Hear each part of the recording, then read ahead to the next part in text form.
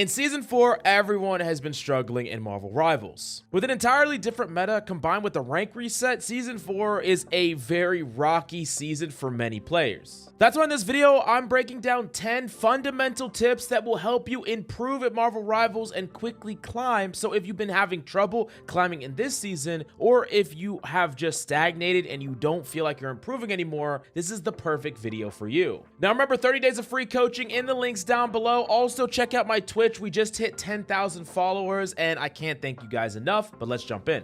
Now, the first concept I want to talk about is called forced error, and this is one of the best ways to consistently outplay opponents and just win games for free. And really what this is you're creating bad choices for your opponents. You're putting them under a set of conditions or pressure that just makes them make the wrong play often.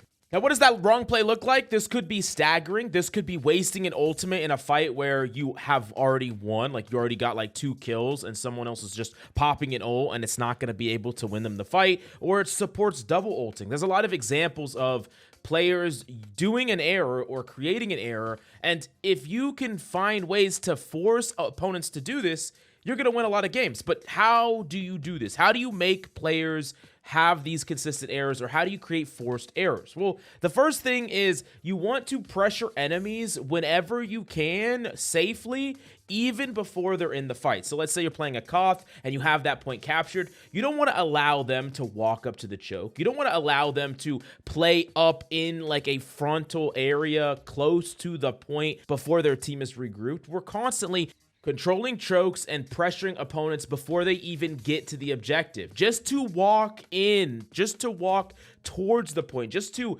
get through any area around the point, it's going to cost them something. It's going to cost them pressure. It's going to force them to start trading resources and damage with you. This means that opponents always kind of feel that pressure. They can't be caught lacking. They mess up one time and they're going to die out of nowhere. And they basically have to be like completely locked in from the moment they take 5 or 10 steps out of spawn. They can't just autopilot, just chill, waiting for people to come back, or just do damage too passively from a place that they think is safe. Now, an extension of this is not allowing opponents to stabilize while on the back foot. When opponents are weak, when they're low cooldowns, you press them, especially when there are certain characters that you know that they don't have cooldowns available. That's when you can really create a forced error. So like, let's say as an example, you're Cloak, right? And you have your Cloak and Dagger ults and you don't want to get hit by a Magneto, and you know that that Magneto is going to try to ult you, right? There's a lot of setups and things you could do, but imagine this situation. You see the Magneto push up, he's pushing, pulling, kind of poking at the front line. You see he uses a bubble, you see he uses a shield, and he's a little bit too far forward. What do? You swap to Cloak, you blind him. Now this Magneto is blind, he has no cooldowns, and he's a little bit out of position. That could be a situation where the Magneto dies. That could be a situation where the Magneto ults out of panic. And what if he does ult? Well, guess what? You're free to ult. The second that Magneto dies, boom, you cleared the way. Now, you forced the error from the Magneto. Like, he wasn't ready and prepared for what you were going to do, and you didn't give him the opportunity to dictate his own pace. And that's really what this is all about. Not allowing players to play on their own terms. Always putting them on your terms or trying to destabilize them. Not really allowing them to fully regroup, fully heal, back away from a fight, stack together, and wait for respawns. None of that you're allowing the opponents to do. And something that's really important is the more pressure you put on an opponent, the harder the decisions they have to make and the faster they have to make those decisions. So as an example, you fly over the edge as a Strange with your ultimate and ult right away into 2 supports. Neither support had an opportunity to decide who's going to ult first. And there's a lot of situations where neither of them will ult because they didn't want to double ult, or both of them will ult and you traded 2 for 1. Putting opponents under a ton of pressure very quickly can make it so that they just can't find the right decision in the small time that they have to make a decision.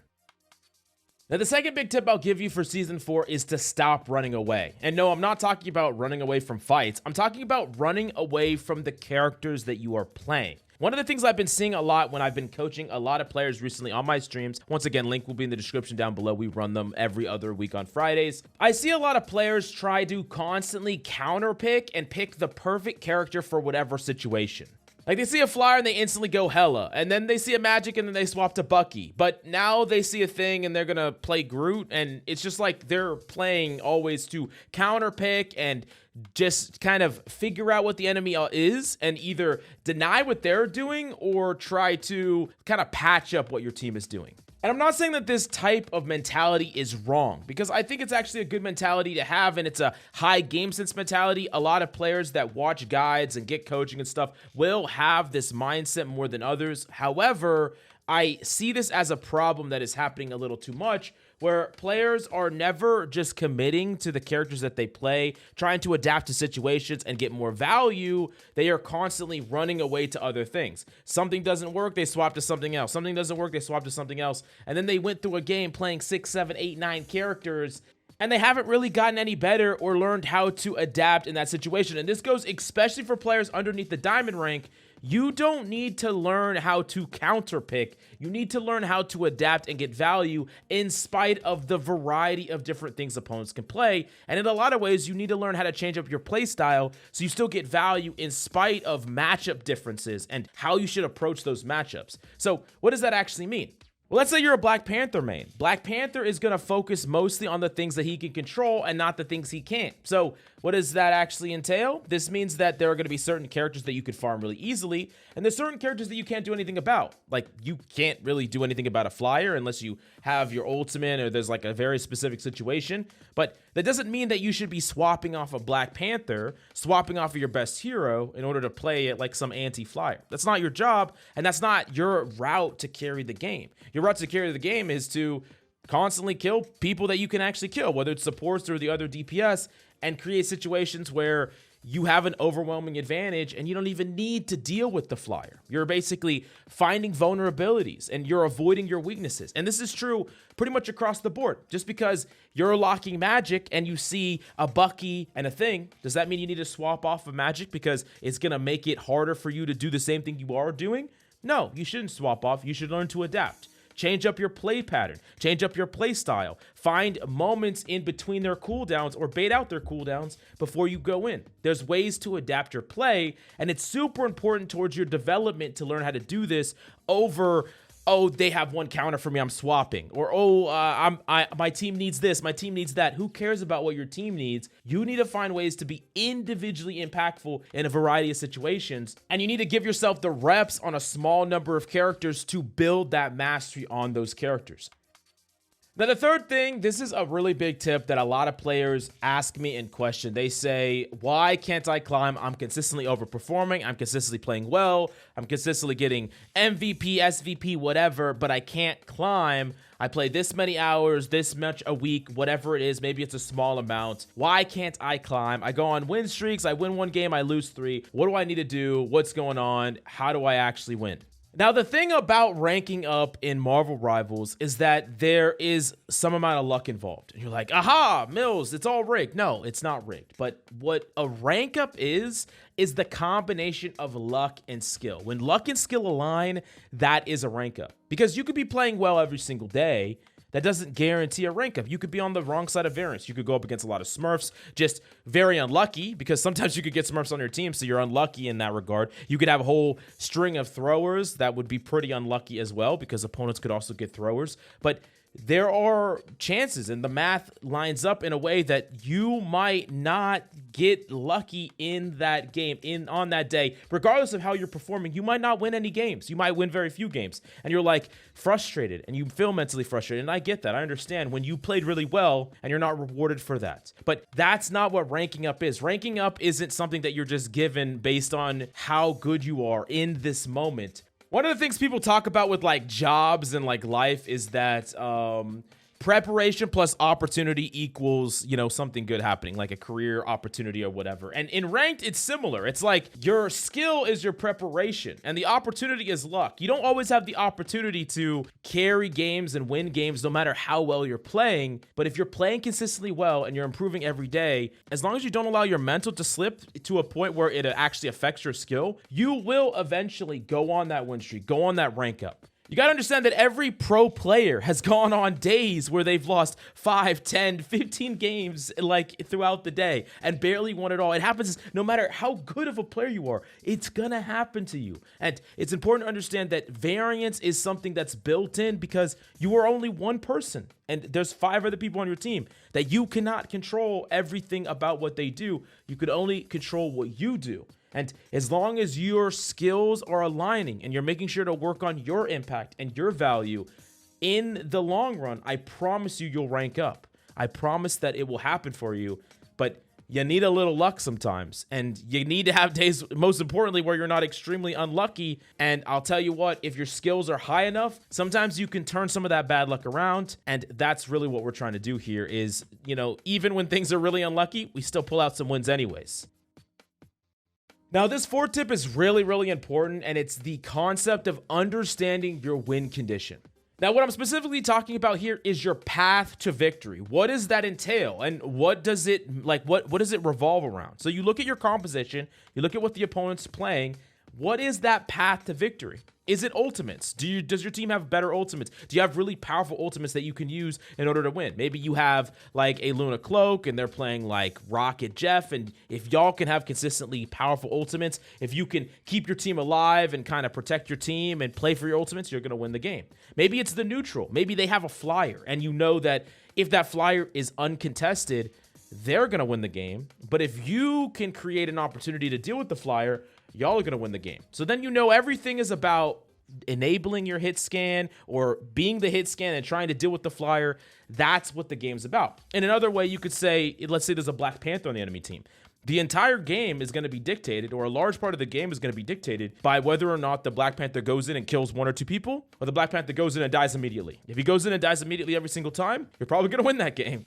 If he goes in and kills 1, 2 people every single time, you're probably going to lose. So this means that it's not about as much trying to play for ults and worrying about ult economy and tracking ults and setting it up to where you bait out an ult and counter ult. Like, it's not really about that. It's about dealing with the Black Panther in the neutral and maybe making swaps that maybe give your team worse ultimates and worse ultimate economy and worse ultimate trades, but it deals with that. So every single fight you're up 1, or maybe it means just not actually tracking and caring about ultimates nearly as much and doing things to set your team up to survive that neutral dive engagement. So once you've kind of thought about what your team's route to victory is, whether it's ultimates, denial, dive, whatever it is, you need to think about who is needed in that. Who is needed in that win condition? How do I enable that win condition? And you can do this from every single role. If I'm Magneto and I look at my team composition and I have a Black Panther myself and they have like a Mantis Luna backline, my entire purpose is to enable that. Because I understand that my path, the easiest path to my win condition is my Black Panther going in the back line, killing the Mantis, getting out, and then we just get to snowball from there, right? So I'm bubbling that Black Panther. I'm applying pressure at the same time. I'm trying to create momentum for that play. And you might be saying, why would I all in on this play when most Black Panthers in my games just hint and die, right? You might be thinking that. You're like, I'm not going to do that. You got to understand that that's the path to your win condition. You have to play towards this path.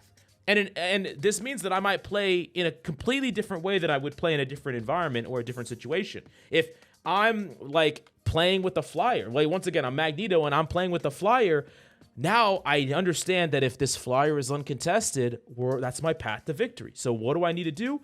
I need to make sure that no hit skin gets an angle on my flyer. This means that I'm poking away Hellas and I'm poking away Jeans and I'm making sure that they don't get a really, really deep off angle. And I'm making sure that they don't get to shoot at my torch for free. This is the whole game here where you're understanding what is the way that you can win the game and how do you ensure that win condition works, is uninterrupted, or you double down on that win condition. This is a super important concept and one of the easiest ways to win games, and it's one of the reasons why you'll see a higher ranked player or a good player constantly change how they're playing depending on what their comp is. They're not just defaulting to the same playstyle every single time. It's 100% different because you're trying to double down and enable this win condition, and that's how you're going to win games.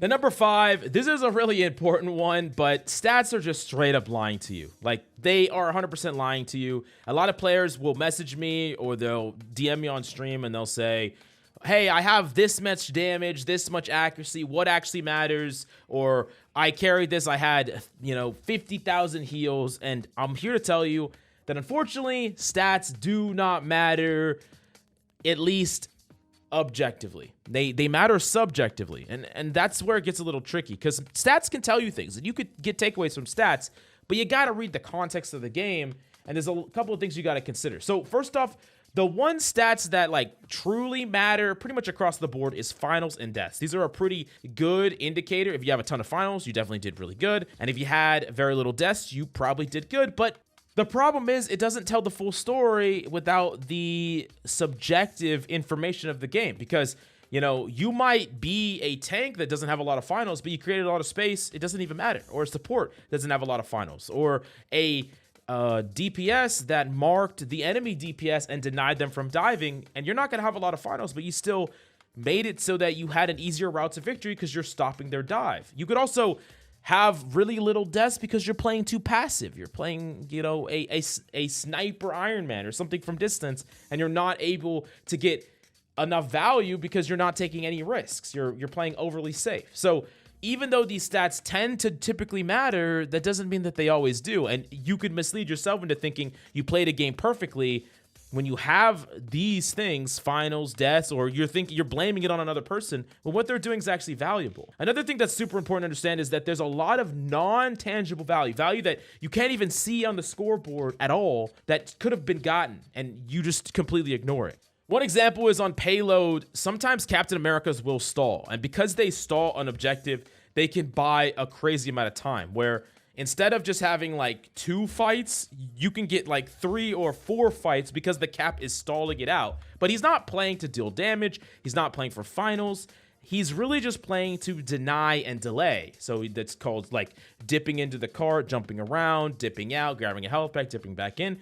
And doing this can be a crazy amount of value, but the whole time him playing for this means that he's not adding to the scorecard. And he's typically going to do this in a lost fight anyways, but you might have traded out with your team, and you died and you're sitting there 5-2, and you see a cap that is 0-1, and you're like, this guy's terrible. But he really got a crazy amount of value. And it's really important to also understand that some characters can get that, they can get the stat numbers, they can get all this stuff, but it's not the same as other characters because they are denying certain things or they're getting value in different ways. So one example is, if you play an anti-diver, you might not be going for proactive plays, you might not be getting a ton of kills, but you're stopping your opponent from doing something, which is value. If you're Wolverine and you're taking people off the map, that's super, super valuable, but you're not getting a lot of chip damage. So you might have another DPS that's 20-5 while you're 11-6, but you actually got more value and you're actually carrying that game harder. Now, the 6th tip on my list has to do with baiting a supportal. When is this a good play? I think a lot of players wonder, when is it good to trade my ult for the enemy supportal? When is this actually valuable? Should I do this? How should I do this? From a tank, DPS, and support, how should I trade? If I'm Psylocke and I run at the enemy team and I pop my Q and they pop a support ult, I didn't kill anybody, but I made them use it. Is that good? If I Bucky and go in, is that good if they use it? If I'm Groot and I ult, is that good? When they Luna ult, if I use my Luna ult, is that good? Is this a good play? And there's a lot of things that are, it depends. Depends on the situation. The first thing is that it's really strong to force an opponent to bait out their ultimate if there's a lot of difference between them and the bulk of your team. So let me give you 2 examples that are just similar but different. So let's say you're Psylocke and you pop ult. The enemy team is right next to your team. They pop Luna ult and they deny most of your Psylocke ult. And they also get a whole bunch of healing and they get to walk into your team, do a lot of damage to your team, and swap the damage to combo something, and then they kill 2 people, overwhelm your team, and win the fight. You traded Psylocke ult for their Luna ult, but they got to use the Luna ult to walk on your team still. They got to use the Luna damage boost to combo and kill some of your teammates. Was that a good trade? Not really. That's not a good trade. However, let's take a different example. Let's say you're Psylocke, you press the enemy team, you try to mini combo the enemy support, dash through them, pop your ultimate, then they Luna ult in response. And this is way before the enemy team even gets to your team. So they're playing all the way in the choke. You're pushing into the choke to make this play. Now you let the ultimate run out a little bit, then you go in Viz, you dash away, then you reset with your team. they take that Luna ult and try to walk it all the way to your team, but by the time they get there, they only have like 2 or 1 second left, and then it ends. And now they're next to your team, but they don't have that ultimate anymore, and they didn't get to walk on your team. Those two situations are incredibly different. One of those situations allowed the opponent to get a 2-for-1 set of value, denying your Psylocke ult and getting additional value. And in the other situation, you forced them to use far before that, and you got to kind of reset the fight and standardize the fight in a way where now it's just y'all are both here, but neither of y'all have ultimates, which is actually better for you. Now, you can take this concept further in situations where you know that they have an ultimate. You don't want to die baiting it out, and you don't want to bait it out when they're right on top of you, because a lot of times this will force you to support ult anyways, especially if they can like neutralize the most of it. However, if you can still get a kill, even in spite of baiting it out, like popping a Starlit ult, baiting out a Luna ult, but then killing someone on an off ankle, that can be really, really good. And in situations where you can kill through, that could be really, really good. So, you know, with the Groot ult as an example. But then you might ask, okay, what about a support ult? How do I get more value trading my support ult for theirs? The simple answer to that is to try to ult as late as possible. One of the common terms you'll hear is ours is better, quote, ours is better. And they're talking about support ult. So if they Luna ulted first and they Luna ulted for 4 seconds, and then they start to try to overwhelm your team, and then you pop your Luna ult's going to last 4 seconds after theirs, meaning that you have a 4-second window to get value and, you know, trade the same ultimate for theirs. But in a very similar way we talked about before, you get to use the end of it to kind of eat the enemy team, trade resources unfairly, and even combo. So the idea here is that you want to extend that time as long as possible within reason. You can't let anyone die, but if they cloak ult in aggressively and you have cloak ult as well, you're not trying to mirror that and match that right away. You're trying to back up, give space, allow that cloak ult to exist as long as possible before ultimately then returning your cloak ult and having all that additional time that you waited on the back end when theirs is over and yours is not, which in some cases could even force out the second ult. Like imagine if they cloak ult, you wait 6 seconds, then you cloak ult, and then you have 6 seconds on the back end of that when they don't have a cloak ult, and you're walking on their team, and now they have to Luna ult. Well, now that 6 seconds into the Luna ult, now they are walking back at you. You wait 2-3 seconds. You pop your Luna ult. Now you got 9 seconds on a Luna ult when they have no defensive ults. As an example, this is what happens when you really, really do this smart. And it's a really important concept to learn if you want to start to climb, especially get to high elo and beyond. Now, something that a lot of players ask me is how do you counter triple support? I know triple support is extremely popular in 4.0. And if you don't want to play it, here are the 5 ways to beat it. Number 1 is displacement. While triple support is really strong because there's a lot of healing in a composition, taking someone out of their area, taking someone out of their team is gonna allow you to just straight up kill them. So characters like Angela, characters like Thor, characters like Wolverine, anything that is gonna take you out, displace you from your team, doesn't matter how much healing they have, if they can't see you, if they can't help you, they are going to die. So yeah, I think especially Wolverine is a character that is not getting banned nearly as much this season. Get a rocket jump, learn how to play Wolverine, grab their tank, take them all the way back to your team, and it doesn't matter if they're on triple support. Now, if you walk into that first fight and one of their tanks is dead, they're just not going to build any support ults by the time you build like both of yours. So you're going to be able to easily win. Now, the second way to counter triple support is with combo. Really raw powered combos, something like a Namor damage boost, something like Mag Phoenix, something like Moon Knight Groot. These combos can kill through defensive ults. Even like Storm Jeff is really good as well. They just have a lot of raw power in them, and they can trade 2 for 3, 2 for 4. Really, it doesn't matter how much sustain they have, quote unquote. They're just gonna die anyways. It's extremely powerful and reliable, but you have to play for these combo every single time, practice it and do it well every single time, and you're gonna win games. Now, the next one is raw damage or over the top damage. One of the big benefits of having 2 DPS over just having 3 supports is that you're just gonna have more damage, and especially if you have a ton of raw damage, this can matter a lot. If you have something like Phoenix plus Punisher, you can just absolutely shred tanks that are slightly out of position. With Focus Fire, you can do more damage than damage that can be healed, so you're going to be able to just get pickoffs on people that are isolated out of position. You got to have communication for this one, but I think it's really powerful. Now, there are a couple of characters that are great equalizers when it comes to triple support. I think there's a lot of flyers that are good against triple support, stuff like Iron Man. But for tanks, I always have to say Groot. Groot is just one of those characters that is so great at trading damage and resources. So when the enemy is not able to burst Groot down and they're just trying to win off of attrition and trading those resources, Groot goes way over the top of that. And characters that go over the top are typically going to be great, Moon Knight included. Really powerful characters that try to go up and over. Another example of this is like Punisher ult goes up and over, like all the nonsense. Doesn't matter if they pop defensive ults in it. If it's properly enabled, it's going to just kind of kill through defensive ults, level the fight. Really, really powerful stuff. And the fifth way to counter triple support is with tempo.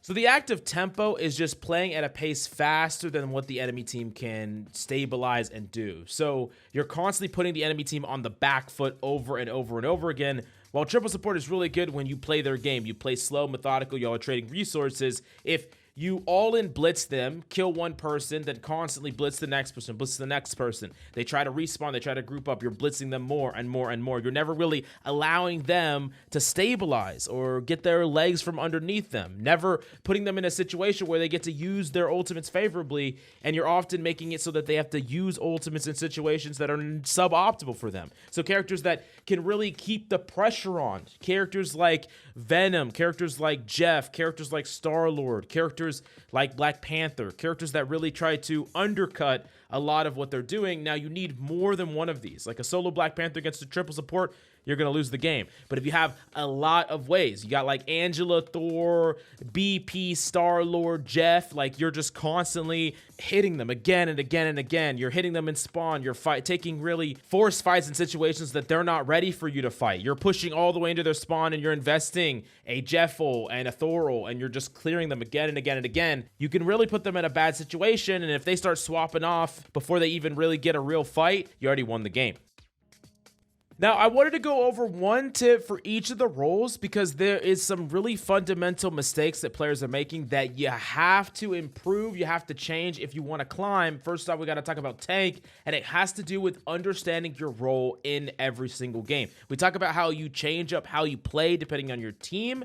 With tanks, you can fundamentally change your entire neutral play depending on whether you're a solo tank, you're the main tank, or the off tank. So let me give you an example. Let's say you are playing Doctor Strange. So there are 3 different scenarios where you're going to dramatically change how you play depending on them. So number 1, you're playing Doctor Strange in a 2-tank composition, but your secondary tank is a Thor. That Thor is going to kind of go on off angles. He's going to go around. He plays the quote-unquote off-tank role. Well, it's your job to typically play frontline, try to contest objectives, and be that anchor tank, main tank frontliner that, you know, is just what you could do better than Thor because he has a hard time holding space and you don't, so that really is your job. And then there are going to be some times where you can kind of contest things and go all in when your team is in, your Thor is in, and you don't have to worry too much about contesting the objective, but you still are predominantly the main tank. Now, let's take it to a different situation where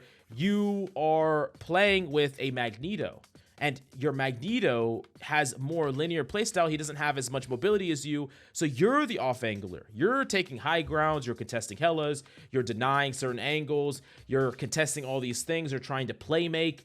And you're not as worried about the jobs of a main tank anymore. You'll do them sometimes, but your whole playstyle can change now because there's another tank that can take on those responsibilities for you, and you are more freed up to do other things.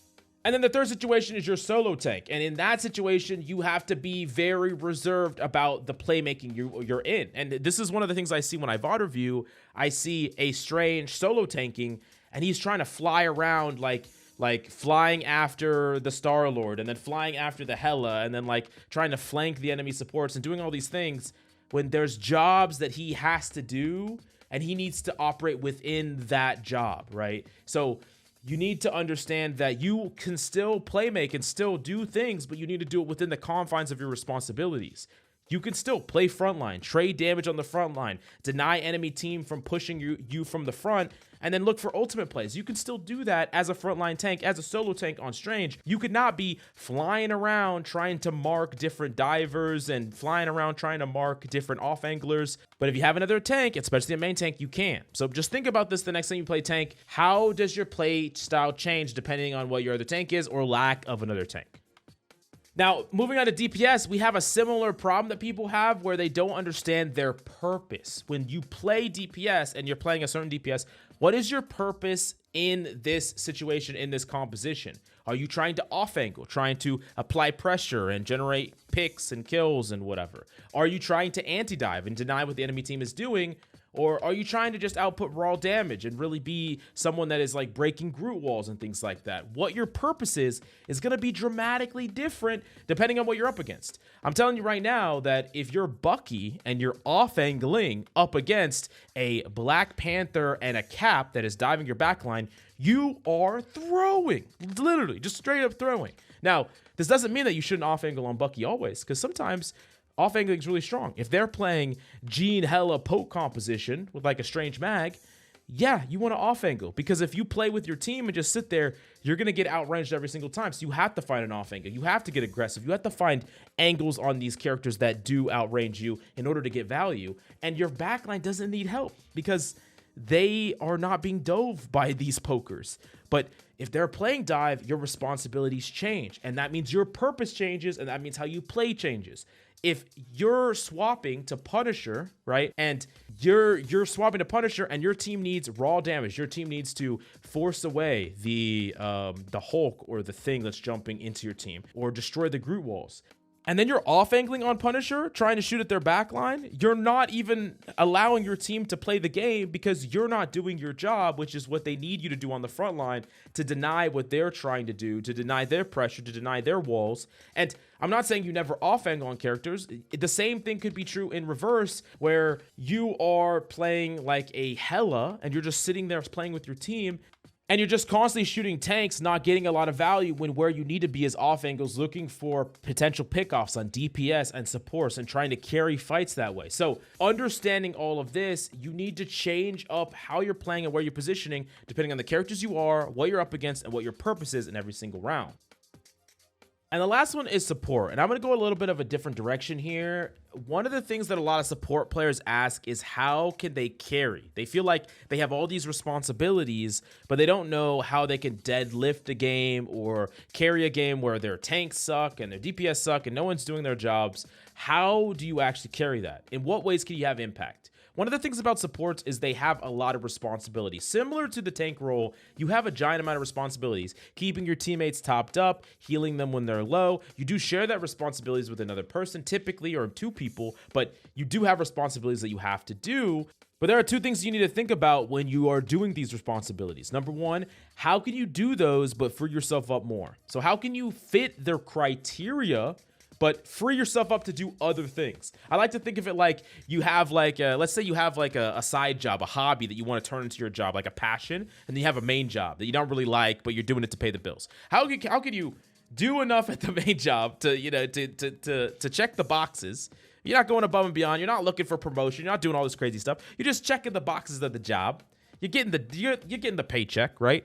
But then you free up your mind, you free up all of your extra bits of time for your hobby, your side job. It's similar here where you're checking the boxes, right? You're healing what you need to heal. Only what you need to heal. You're giving your team only what they absolutely need. You're checking the box to say you did the job, but then you're freeing yourself up to do so much more, whether that's damage, playmaking, trying to create an opportunity to play yourself, trying to just straight up kill people by yourself. This is super, super important. How can you free yourself up to do more? The second thing is, don't make those responsibilities harder on yourself.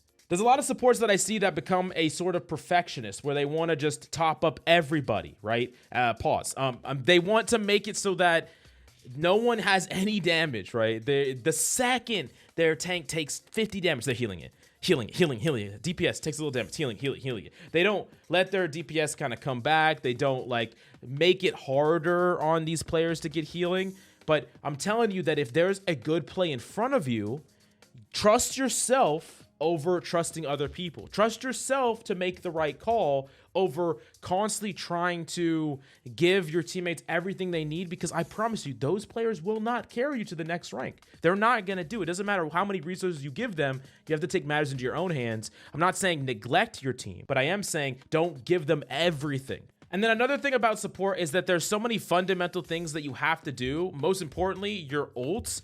Don't ruin these fundamentals. Don't ult when your other teammates ulting. Do whatever you can to never double ult. This is something that even high elo supports do. So if you could do everything you can to not do that, you're going to win games just because of that. And the third thing that you can do on a support to absolutely carry is the less you need from your team, the more you bring. So in a similar way that you're kind of like withholding some amount of resources from your team so you could do other things, you're not just trying to give them everything, you also need less from your team. Like if you're the support that when they are dove by the BP, there's a chance that you actually hit the sleep. The higher that chance, the better you are, right? The less you need, the more that you can defend yourself, the more that you can protect yourself, the less you need. If you're always the support that is like, I need PO, I need PO, I need this, I need that, you need all these things from your team, even if that is their job to give them to you, the less you need those players to do that, the less that you require better teammates, right? You can just have teammates that have no idea about peel. They can't peel. They can't help you. But if you can still survive, if you can make it harder for divers to kill you, you kind of got to think of it like a game where it's your job to do the most amount and require the least amount, right? Don't be thinking about, I need my team to help me with this, this, this. Be, I am going to still be okay even if my teammates don't help me. I'm fine. I got this. Backline's mine. No one's diving me. That's kind of the mentality you need to have on support if you want to get more consistent value. But anyways, if you have any questions about anything in this video, definitely let me know in the comments down below. Remember, 30 days of free coaching will be in the description, and check me out on Twitch. We just hit 10,000 followers and I'm so freaking hyped. But anyways, thank you so much for coming by. I hope you enjoyed the video and I'll see you next time.